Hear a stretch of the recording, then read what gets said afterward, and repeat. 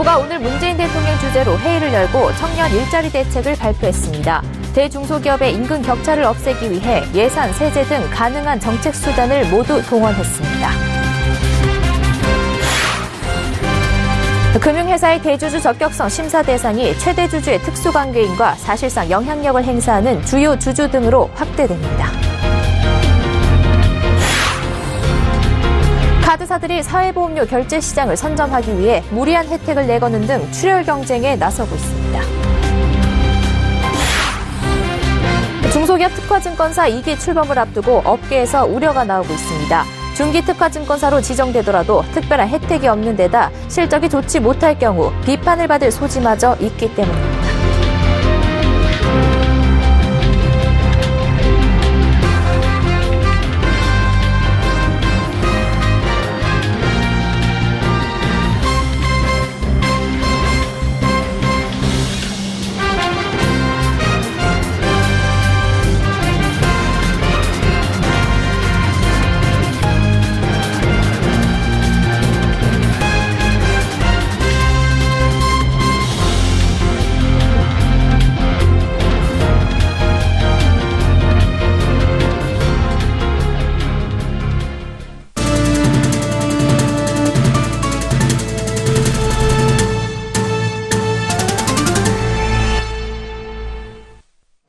시청자 여러분 안녕하십니까? 센경제연장 양한나입니다.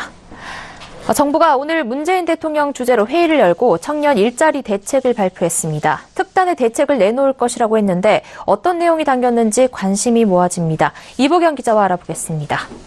이 기자, 오늘 정부가 청년 일자리 창출을 위해서 특단의 대책을 내놨다고 하는데 이 내용이 어떻게 됩니까? 네, 대기업과 중소기업의 임금 격차를 좀 줄여보겠다라는 게 골자인데요.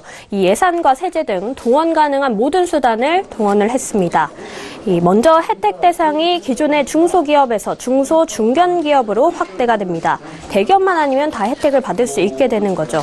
또 중소, 중견기업에 취직한 청년들을 대상으로 현금 자산 지원과 세금 면제를 비롯해서 교통비에 주거비 지원까지 전방위적으로 지원을 하게 되는데요. 예를 들어서 설명을 하면 이 중소기업에 신규 취업을 해서 연봉 2,500만 원을 받는 청년의 경우를 예로 들어보겠습니다.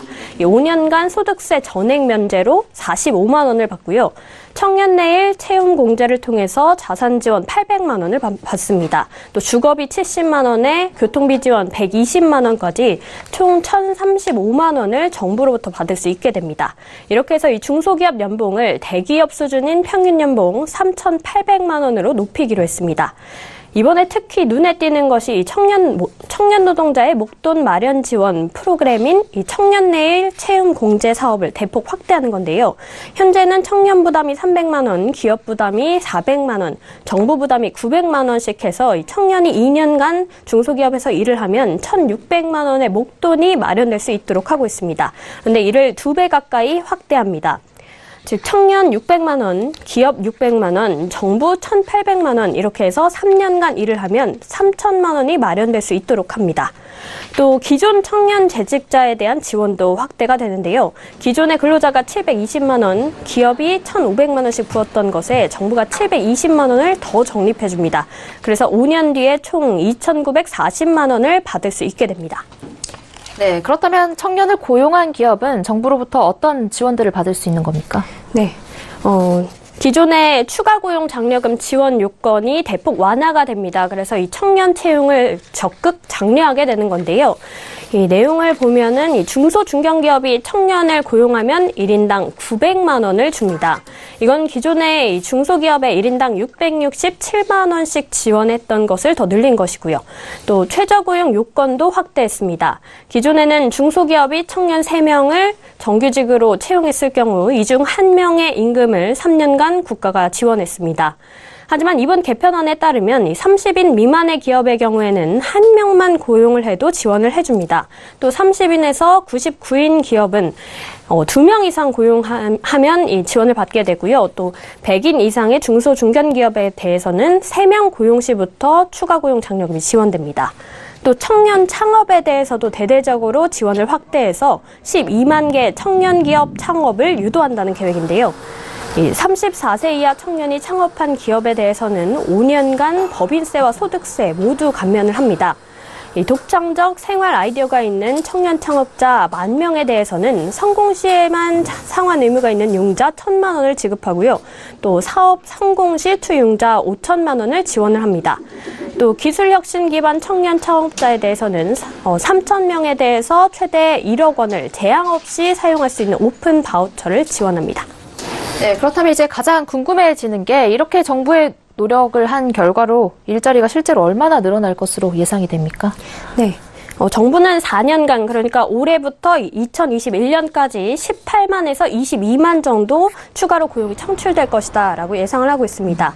청년 실업률을 보면 1에서 2%포인트 낮추는 것이 목표인데요. 베이비붐 세대의 자녀들인 에코 세대는 당시 출산율이 높아서 인구가 39만 명만큼 늘어날 것으로 예상이 되고 있습니다.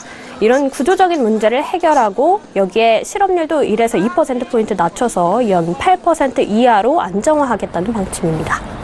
네, 그러니까 이 정리를 해보면 중소 중견기업에는 규모에 따라서 1인당 900만 원씩을 주고 또 청년 취업자에 대해서는 1년에 1,035만 원을 준다는 건데 이 재원은 어디서 다 마련을 하는 겁니까? 네.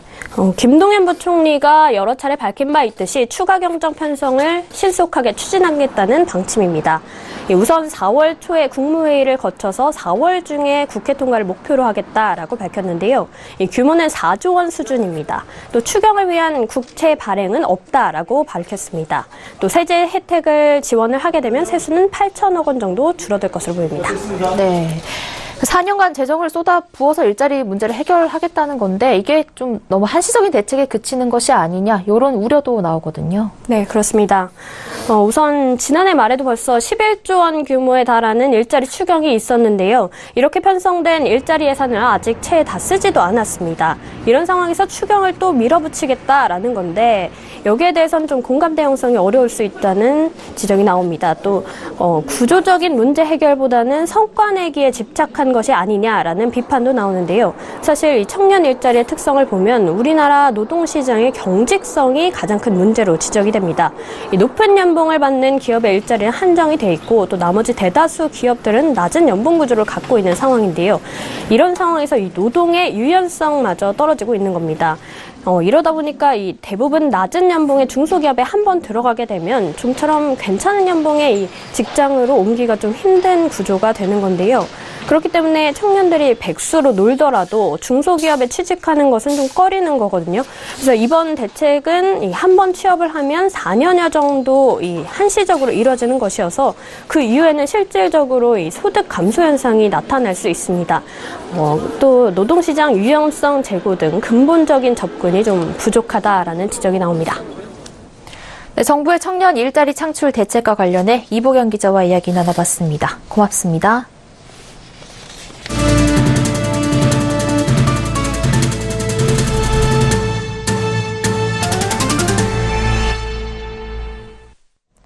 실효성 논란이 있던 금융사 대주주 적격성 심사가 대폭 강화됩니다. 금융위원회는 실제 경영권을 행사하는 사람에 대한 적격성 심사가 이루어지도록 대상을 확대하는 등 내용을 담은 금융회사 지배구조 개선 방안을 발표했습니다.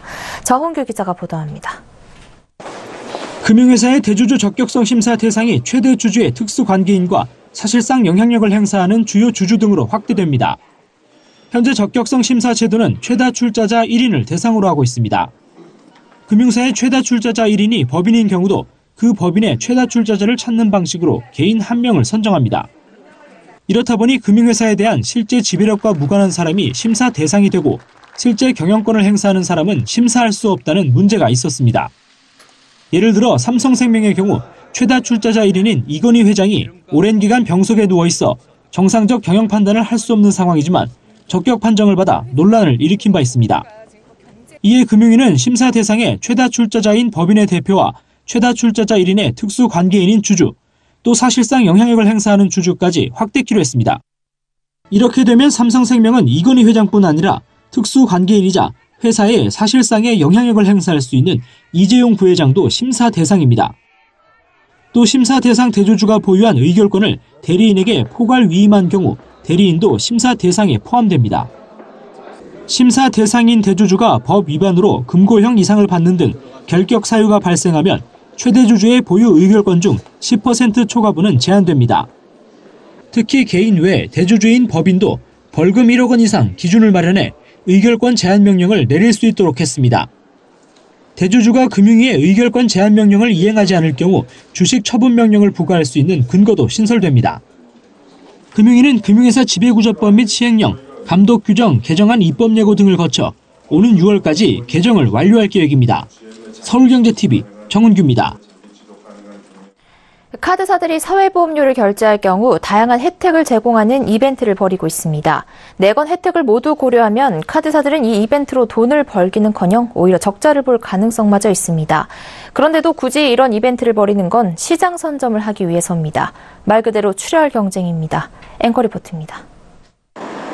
현대카드의 4대 사회보험료 납부 서비스. 현대카드로 국민연금과 건강보험, 고용보험, 산재보험 등 4대 사회보험료를 5만 원 이상 결제하면 2, 3개월 무이자 할부 혜택을 받습니다. 자동 납부 시 최초 한 번 5천 원 캐시백을 받을 수 있으며 1년간 납부 대행 수수료도 면제됩니다. 대상은 법인, 체크, 선불 등을 제외한 모든 현대카드를 갖고 있는 고객들입니다. 신한, 국민, 삼성, 롯데카드도 자사카드로 4대 보험료 자동 납부 신청 시 최초의 납부를 캐시백해주거나 일정 기간 납부 대행 수수료 전액을 면제해줍니다. 우리카드도 4대 보험료 자동 납부 시 최대 2만 7천 원의 청구 할인과 무이자 할부를, NH농협카드는 법인카드에 한해 4대 보험료 결제 시 2, 3개월 무이자 할부를 제공합니다. 카드사들은 이처럼 공과금 납부 시 다양한 혜택을 제공하는 이벤트를 꾸준히 내놓고 있습니다. 사회보험료 신용카드 납부 시장을 선점하기 위한 전략인데 제살 깎기식 출혈 경쟁이라는 지적이 나옵니다. 실제 카드사 입장에서는 이 같은 혜택을 제공하는 사회보험료 납부 서비스로 인해 별다른 수익을 얻을 수 없거나 오히려 적자를 볼 가능성이 높습니다. 업계 관계자는 남는 게 없는 정도다. 직원들 인건 비용 등까지 고려하면 손해를 본다고 말할 수도 있다고 전하기도 했습니다. 그럼에도 카드사들이 이 같은 마케팅을 고수하는 건 사회보험료 납부 시장의 규모가 큰 만큼 시장 점유율을 높일 수 있기 때문입니다. 고객을 묶어두는 낙인 효과도 기대할 수 있습니다. 세금은 규모가 크고 주기적인 결제가 발생하며 자동 납부를 신청한 카드를 주거래 카드로 사용할 가능성이 높습니다. 카드사들로서는 멀리 내다본 것이라지만 그렇더라도 당장의 출혈이 깊은 내상으로 이어지지 않을까 우려됩니다. 서울경제TV 양한나입니다. 다음 달 1일이면 1기 중소기업 특허증권사 6곳의 자격이 만료됩니다. 2기 중기 특허증권사 선정에 대한 업계의 반응은 1기 때와는 달리 영 신통찮습니다. 중기 특허증권사로 지정된다고 해도 사실상 특별한 혜택이 없는 데 비해 선정된 후 실적이 좋지 못할 경우엔 비판을 피하기 어렵기 때문입니다. 전문가들은 보다 실질적인 인센티브 없이는 중기 특허증권사가 제 역할을 하기 어려울 것이라고 지적합니다. 김성원 기자가 보도합니다. IBK투자증권, 유안타증권, 유진투자증권, KTB투자증권, 코리아에셋투자증권, 키움증권 등 지난 2016년 선정된 1기 중소기업 특허증권사들의 자격이 오는 4월 1일 만료됩니다. 업계에서는 2기 선정에 대한 기대보다 제도의 실효성에 대한 우려가 커지고 있습니다. 중기 특허증권사로 지정되면 중소, 중견기업 투자금인 성장사다리 펀드 등의 정책 지원 강화와 신용보증기금의 채권담보부 증권 발행 인수자 선정 시 우대, 증권금융을 통한 운영자금 조달 시 한도, 금리 등 우대 조건 적용 등의 혜택이 제공됩니다. 그러나 지난해 중기특허증권사가 주관한 회사채 규모는 1조 1,320억 원으로 전체의 3.4%에 그쳤고 그나마 중소기업이 아닌 신용등급 A 이상의 대기업과 금융권 회사채가 큰 비중을 차지했습니다. 지난해 IPO 시장에서도 중기특허증권사 주관으로 코스닥에 상장한 공모규모 200억 원 이하 중소기업은 단 2곳뿐이었습니다. 정부는 올해 초 정책금융기관이 출자하는 중기특허증권사 전용 펀드를 현행 80억 원에서 1,300억 원 수준으로 확대하는 등의 방안을 담은 추가 지원책을 발표했습니다. 하지만 기존에 있던 펀드의 규모를 늘린 것일 뿐 중소벤처기업과의 매칭이나 중소기업 IPO 관련 인센티브 등 실질적으로 필요한 지원 방안은 나오지 않았습니다. 전문가들은 중소기업이 중기특허증권사를 IPO 주관사 등으로 삼고 싶어 할 만한 확실한 인센티브가 나오지 않는다면 중기특허증권사 제도가 효과를 보기는 어려울 것이라고 지적했습니다. 서울경제TV 김성훈입니다. LS그룹의 미국 자회사가 동유럽인 세르비아에 전선 공장을 설립하기 위해 기공식을 가졌습니다. 앞으로 건설될 이 공장은 전기차용 배터리 등에 들어가는 권선을 생산할 예정이어서 유럽의 전기차 시장 성장을 겨냥한 것으로 풀이됩니다. 김상현 기자가 보도합니다. LS그룹의 미국 전선회사인 슈페리어 에식스가 유럽 권선 시장 공략을 위해 세르비아에서 어제 공장 기공식을 가졌습니다. 슈페리어 에식스는 전 세계 권선 시장에서 1위를 달리고 있고 통신선 분야에서도 북미 시장 점유율 4위를 차지하는 회사로 LS가 지난 2008년 인수한 회사입니다. 이 회사는 미국과 중국, 독일, 이탈리아 등 10여 개국에 진출한 가운데 지난해 매출은 20억 2천만 달러, 하나로 2조 3천억 원의 매출을 올렸습니다. 슈페리어 에식스가 공장을 세우는 것은 세르비아의 수도 베오그라드로에서 북쪽으로 약 90km 거리에 위치한 지레냐닌 시입니다. 한화로 약 250억 원을 우선 투자해 4만 제곱미터 규모의 부지에 14,000제곱미터 규모의 권선 생산 공장을 설립하고 향후 추가 투자도 검토한다는 방침입니다. 아울러 올해 말까지 약 12,000톤 규모의 42개 권선 생산 라인을 확보하고 내년부터 본격적으로 제품 양산을 시작할 예정입니다. 권선은 구리선이나 알루미늄 선에 절연 물질을 코팅한 것으로 변압기와 자동차 배터리 등에 사용됩니다. 이 회사는 미국 테슬라에 모터형 권선을 100% 공급하고 있는 상황에서 최근 유럽과 아시아에 추가 투자를 진행하는 등 권선 분야에서 글로벌 시장 지배력을 강화하고 있습니다. LS 측은 최근 유럽 경기 회복과 자동차 시장의 성장에 따라 전기차 모터에 사용되는 권선 매출의 확대가 이루어질 것으로 예상하고 있습니다.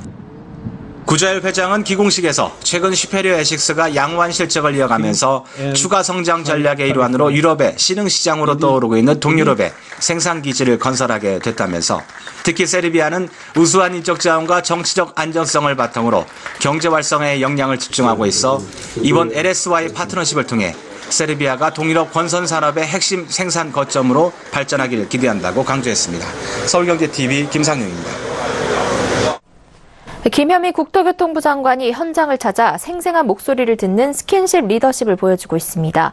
주거복지와 청년 일자리 문제를 해결하는데 전문가는 물론 사회초년생, 고등학생까지 직접 만나 목소리를 듣고 해결 방안을 찾고 있습니다. 정창신 기자가 현장을 동행해봤습니다. 이틀 전 서울 신촌역 인근의 한 카페. 김현미 국토교통부 장관이 청년들의 일자리 문제를 듣기 위해 토크 콘서트를 열었습니다. 이 자리에 참석한 청년과 전문가들은 건설과 물류, 항공 등 국토교통 분야 일자리에 대한 문제점을 지적하는 등 다양한 의견을 쏟아냈습니다. 여러분들은 직장을 구하지만 우리는 항상 구했고 매주 면접을 보고 매주 채용을 하고 있습니다. 여러분들은 못 견디고 떠납니다. 일터의 환경에 따라서 청년들은 자신의 위치를 낮게 보는 것이 가장 큰 문제점이라고 생각합니다. 업무에 대한 중요성을 느끼게 해줄 수 있는 환경을 먼저 조성하게 해주신다면 원하는 항공사에 현장 정비사로 들어가고 싶었으나 일부 항공사는 그 여성 정비사를 현장에 쓰지 않는다는 것입니다. 쏟아지는 의견을 꼼꼼히 메모해가며 경청하는 김 장관. 여러 의견은 정책을 세울 때 참고합니다. 저도 이제 아이가 대학을 졸업하면서 이제 일자리를 찾고 있는 와중입니다. 그래서 여러분들의 마음이 얼마나 절실할 것인지에 대해서는 미루어 짐작할 수 있습니다. 열심히 정책에 반영하도록 그렇게 하겠습니다. 2시간가량 숨가쁘게 진행된 행사 후에도 그는 쉽게 자리를 뜨지 못합니다. 청년들의 셀카 요청이 쇄도하기 때문입니다.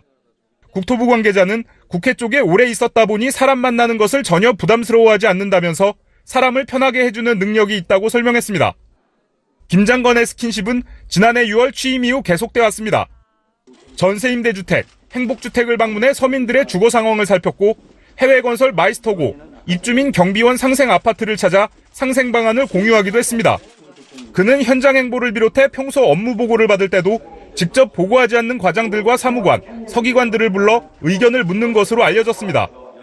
국토부 관계자는 보고 들어올 때 늘 오던 과장들만 들어오니 평소 못 보던 과장들도 다 들어오게 해 얘기 듣고 사무관, 서기관들의 애로사항도 듣고 챙긴다면서 이런 부분이 간단하지만 쉽지 않은 일인데 직원들도 좋아한다고 말했습니다. 청년 일자리 문제를 비롯해 서민 주거 안정에 정책 역량을 집중하고 있는 김 장관. 그가 보여주고 있는 스킨십 리더십 행보가 기대를 모으고 있습니다. 서울경제TV 정창신입니다.